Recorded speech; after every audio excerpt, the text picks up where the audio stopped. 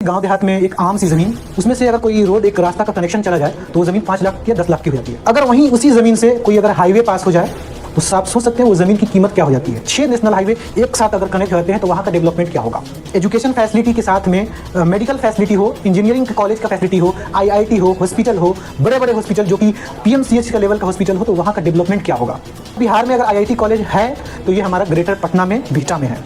IT college है, engineering college है, वहाँ पे एक एयरफोर्स कैंप है, CISF का कैंप है, PSF का कैंप है, आर्मी कैंप है, NDRF का कैंप है। 423 कंपनी इन्वेस्ट किया है, जो करीब 1.80 लाख करोड़ का इन्वेस्टमेंट गवर्नमेंट ने प्लान दिया है। एक बियाडा नाम की संस्था है जो बिहार गवर्नमेंट पटना को डेवलप करने के लिए करीब 6000 बीघा जमीन एक्वायर किया सिर्फ डेवलपमेंट के लिए। इंटरनेशनल एयरपोर्ट हो गया, मेट्रो स्टेशन हो गए, रेलवेज हो गए, हाईवेज हो गए। पूरे बिहार में सबसे ज़्यादा अगर कोई इन्वेस्ट में रिटर्न देने वाला अगर जगह है तो ये हमारा ग्रेटर पटना बनने वाला है। बहुत सारे लोग बात करते हैं इन्वेस्टमेंट के बारे में कि हाँ हमें फ़लाँ जगह इन्वेस्ट करना चाहिए, वहाँ पे ज़्यादा रिटर्न होगा, या किस शहर में इन्वेस्ट करना चाहिए जहाँ पे ज़्यादा रिटर्न देगा। तो सबसे पहले बात करता हूँ इनिशियलिंग स्टार्टिंग स्टेज से। होता क्या है, जैसे कि गांव देहात में एक आम सी ज़मीन जो कि किसान का होता है, खेत का होता है, जो 1.5 लाख 2 लाख रुपये कट्ठा होता है। वो ज़मीन, उसमें से अगर कोई रोड एक रास्ता का कनेक्शन चला जाए तो वो ज़मीन 5 लाख या 10 लाख की हो जाती है। अगर वहीं उसी ज़मीन से कोई अगर हाईवे पास हो जाए तो आप सोच सकते हैं वो ज़मीन की कीमत क्या हो जाती है। सिर्फ एक हाईवे की वजह से उस ज़मीन का बहुत सारा वैल्यू बढ़ जाता है। अगर क्या होगा, अगर हम बात करें कि जहाँ पे 5 नेशनल हाईवे नहीं बल्कि 6 नेशनल हाईवे एक साथ अगर कनेक्ट हो जाते हैं तो वहाँ का डेवलपमेंट क्या होगा। अगर हम बात करें उस जगह की जहाँ पे एजुकेशन फैसिलिटी के साथ में मेडिकल फैसिलिटी हो, इंजीनियरिंग कॉलेज का फैसिलिटी हो, IIT हो, हॉस्पिटल हो, बड़े बड़े हॉस्पिटल जो कि PMCH का लेवल का हॉस्पिटल हो, तो वहाँ का डेवलपमेंट क्या होगा। तो हमारे पास में जो गवर्नमेंट ने जो ज़मीन, बिहार की गवर्नमेंट ने जो ज़मीन सेलेक्ट किया है, ग्रेटर पटना में ज़मीन सेलेक्ट किया है। अगर बात करें डेवलपमेंट के लिए, पटना सिटी से डेवलपमेंट स्टार्ट हुआ, लेकिन पटना शहर अनऑर्गेनाइज तरीके से डेवलप्ड हुआ है। एक ऑर्गेनाइज तरीके से डेवलपमेंट के लिए क्या क्या चीज़ का ज़रूरत होता है। सबसे पहला, सेंट्रल गवर्नमेंट और स्टेट गवर्नमेंट और डेवलपर, 3 लोग मिल करके एक साथ डेवलप करते हैं, तब वो एक ऑर्गेनाइज सिटी, एक शहर तैयार होता है। अभी जो सेंट्रल गवर्नमेंट और स्टेट गवर्नमेंट ने बिहार में जो जगह सेलेक्ट किया है डेवलपमेंट के लिए, ये है हमारा ग्रेटर पटना। ग्रेटर पटना जहाँ पे डेवलपमेंट गवर्नमेंट ने प्लान कर रहा है, वहाँ पे बहुत सारी चीज़ें ऑलरेडी हैं। सबसे पहला चीज़, बिहार में IIT कॉलेज का होना, ये अपने एक आप में एक बहुत मकाम रखता है। और बिहार में अगर IIT कॉलेज है तो ये हमारा ग्रेटर पटना में बिहटा में है। मेडिकल कॉलेज ऑलरेडी है, उसका नाम है Netaji Subhash Chandra medical college and hospital. ये 2 चीज़ ऑलरेडी वहाँ पे हमारे ग्रेटर पटना में है। IT कॉलेज है, इंजीनियरिंग कॉलेज है, उसके अलावा PMCH के लेवल का एक हॉस्पिटल है जिसका नाम है ESIC हॉस्पिटल। ये भी हमारा कहाँ पे है, ऑलरेडी ग्रेटर पटना में है।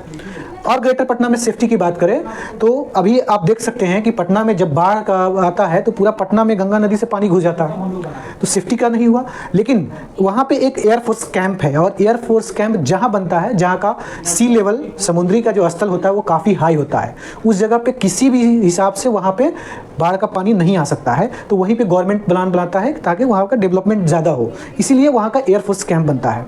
और ये जो एयरफोर्स कैंप है वो हमारा ऑलरेडी ग्रेटर पटना में है। वहाँ पे किसी भी तरह का वहाँ पे आपको फ्लड वगैरह आपको नहीं जाएगा। तो ये एयरफोर्स कैंप हमारा कहाँ है, हमारा ग्रेटर पटना में है। और जहाँ पे भी एयरफोर्स कैंप बनता है वहाँ सेफ्टी के हिसाब से किसी भी तरह का आतंकवादी गतिविधि वहाँ नहीं हो सकता है।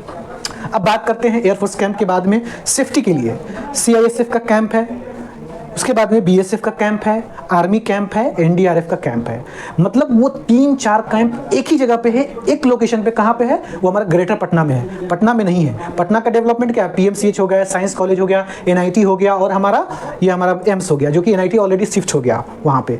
तो उस जो बीटा जो ग्रेटर पटना बन रहा है वो सेफ्टी के हिसाब से कितना ज़्यादा इंपॉर्टेंट है, क्योंकि वहाँ पे ऑलरेडी सुरक्षा के हिसाब से काफ़ी सारा वहाँ पे इन्वेस्टमेंट गवर्नमेंट ने ऑलरेडी कर रखा है। वो चीज़ मौजूद है हमारा कहाँ पे, ग्रेटर पटना में। अब बात करते हैं किसी भी शहर को ऑर्गेनाइज्ड स्मार्ट सिटी बनाने के लिए क्या क्या चीज़ डेवलपमेंट होता है। तो आपको पता चल गया कि एक ऑर्गेनाइज तरीके से सेफ्टी सिक्योरिटी हो गया, मेडिकल कॉलेज हो गया, इंजीनियरिंग कॉलेज हो गया, IT कॉलेज हो गया। अब बात करते हैं ट्रांसपोर्टेशन की।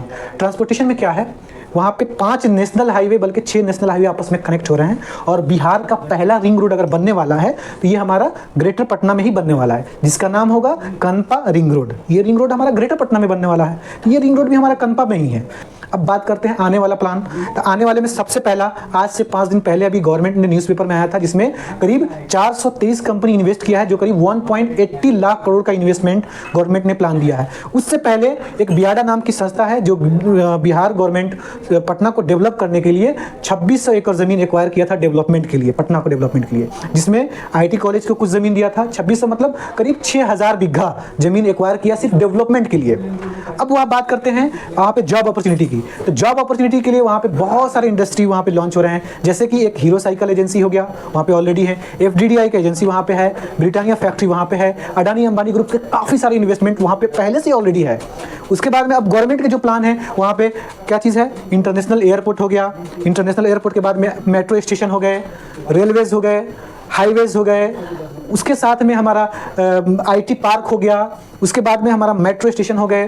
तो वहाँ पे विश्व का पहला 51 शक्तिपीठ मंदिर भी वहाँ हमारे ग्रेटर पटना में हो गया, जो कि राम मंदिर से भी बड़ा मंदिर बनने वाला है। तो सोचिए कि वहाँ का डेवलपमेंट क्या होगा। पटना में सिर्फ 3-4 चीज़ की वजह से इतना ज़्यादा डेवलपमेंट है, तो वहाँ पे इतना सारा अगर डेवलपमेंट होगा तो वहाँ का डेवलपमेंट क्या होगा। तो ये यहाँ पे इतने सारा डेवलपमेंट है, अभी डेवलपमेंट दिन बाई दिन वहाँ पे ग्रो हो रहे हैं। अगर वहाँ पे आप इन्वेस्ट करते हैं 10 लाख या 15 लाख 20 लाख रुपया अगर आप इन्वेस्ट करते हैं, तो आप आने वाले समय में 3 से 4 साल में आपको आराम से करोड़ से 2 करोड़ से ऊपर का रिटर्न तो देगा ही देगा, क्योंकि वहाँ पे एक प्रोजेक्ट नहीं है डेवलपमेंट का। अभी आप पहले हमारे यहाँ 9 लाख रुपये कट्ठा उसी जगह बिक रहा था, लेकिन लोग को पता नहीं था कि हाँ यहाँ पे क्या डेवलपमेंट हो रहा है। आज एलिवेटेड रोड बन रहा है, बनना स्टार्ट होते ही 15 लाख रुपए हो गया।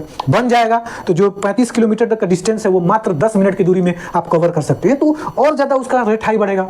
उसी तरह से धीरे धीरे अभी जो बजट पास हुआ है तो उसके अलावा भी रेट बढ़ेगा। तो फिर आने वाले समय में जैसे जैसे डेवलपमेंट होता जाएगा वहाँ का ज़मीन रेट बढ़ता जाएगा। और मैं आपको यकीन दिलाऊं कि ये पूरे बिहार में सबसे ज़्यादा अगर कोई इन्वेस्ट में रिटर्न देने वाला अगर जगह है तो ये हमारा ग्रेटर पटना बनने वाला है। उसके बाद में हमारा राजगीर में बनने वाला है, तो हमारा वहाँ पे भी प्रोजेक्ट है। कभी दूसरे वीडियो में डिटेल में हम आपको राजगीर के बारे में बताएंगे, लेकिन इस वीडियो में जो भी हमने आपको बताए हैं इसके अलावा बहुत सारे डेवलपमेंट और हैं। अगर आप चाहें कि इसको डिटेल में जानना, हमारा प्रोजेक्ट के बारे में जानना, वहाँ का इन्वेस्टमेंट क्या है, वहाँ प्राइस क्या है, वो सारा ओवरऑल आप अगर जानना चाहते हैं तो स्क्रीन पर नंबर दिया गया है, वहाँ पर आप कॉन्टेक्ट कर सकते हैं। और बाकी की सारी इन्फॉर्मेशन आपको डिटेल में ऑफिस में आपको मैप के साथ में, प्रूफ के साथ में, गवर्नमेंट के प्लान, गवर्नमेंट का जो मैप तैयार हुआ है डेवलपमेंट का, उसके साथ में हम आपको बताएंगे।